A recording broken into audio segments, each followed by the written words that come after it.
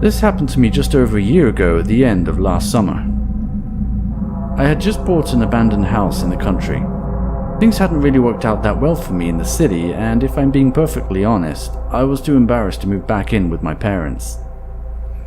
There was nothing particularly special about the house except for the fact that it was located in a very quiet and secluded area. Apparently, a young married couple used to occupy the house and for whatever reason had decided to vacate the property. It was definitely a fixer-upper, and there was no cell phone service, no internet or TV, but I really couldn't expect anything more for such a low price, and I was kind of excited about finally living a life off the grid, at least for a while. The second night at the house is when everything started. I was still having trouble sleeping. You know that feeling you get when you are trying to relax in a strange and unfamiliar place. I guess I was still getting used to it, but that's not the only thing that was keeping me up that night. I tried desperately to rationalize what it could be so I wouldn't have to get out of bed, but eventually my curiosity got the better of me and I found myself peering outside the bedroom window, overlooking the backyard. Unsurprisingly, there wasn't all that much to see except for the dress that had been hanging on the line since I arrived and a black cat that looked like it had just been rummaging through the trash. It was too late to do anything about it now, but as I was about to return to bed, I noticed something that I hadn't noticed the night before. A scarecrow in the middle of the field. I didn't think much of it at the time, but little did I know that it would symbolize the beginning of something very sinister. The following morning, while cleaning up the mess outside, I remembered the scarecrow, but couldn't see it very well from where I was standing and decided to just carry on with some more household chores. By nightfall, I had already forgotten about the scarecrow, and was more preoccupied with keeping myself warm through the night, and I remember the strong howling wind outside that made it feel even colder than the night before.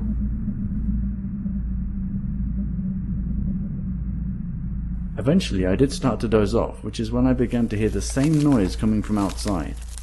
I just assumed that it was the cat again, but when I approached the window, the backyard was completely empty, and I realized the sound was coming from the field just beyond the fence, which immediately drew my attention to the scarecrow and something that completely caught me off guard.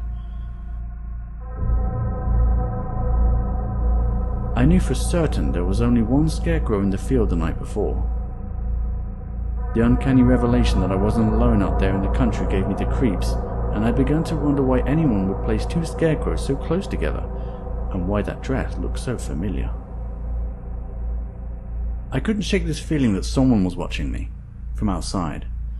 Perhaps it was just someone from a neighboring farmhouse, just trying to help out, or some kind of prank meant to scare me. For the sake of a false sense of comfort, I refused to believe that it was anything more than that, and just headed back to bed to salvage a decent night's sleep.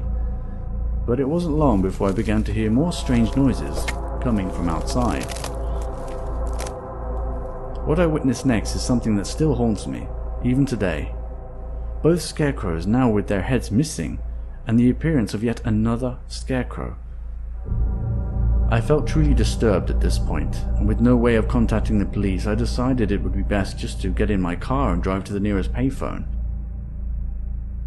But as I was getting ready, I started to hear the excruciating sound of grinding metal, which is when I realized something even more terrifying. Not only had the scarecrow moved closer to the house, it was now looking directly at me. I immediately left the house after that and drove off as fast as I could and didn't stop for at least 5 miles. I haven't been back there since, and I still find myself wondering what might have happened to me had I stayed one more night at that abandoned house.